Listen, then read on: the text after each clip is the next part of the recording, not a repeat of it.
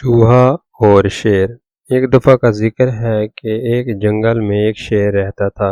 ایک دن وہ شیر سو رہا تھا کہ اچانک ایک چوہا وہاں آ گیا اور شیر کے بالوں میں گھس کر کھیلنے لگا۔ اچانک شیر کی آنکھ کھل گئی، اس نے چوہے کو پکڑ لیا۔ چوہا ڈر گیا، وہ شیر سے منت کرنے لگا کہ مجھے چھوڑ دو، میں آئندہ ایسا نہیں کروں گا۔ شیر کو اس پر رحم آ گیا، اس نے چوہے کو چھوڑ دیا۔ چوہا جاتے جاتے شیر سے کہنے لگا کہ میں اس احسان کا بدلہ ضرور دوں گا۔ شیر ہنس پڑا۔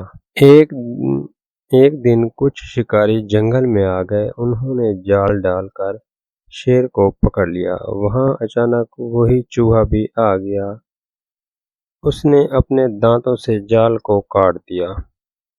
اس طرح شیر آزاد ہو گیا۔ شیر نے چوہے کا شکریہ ادا کیا۔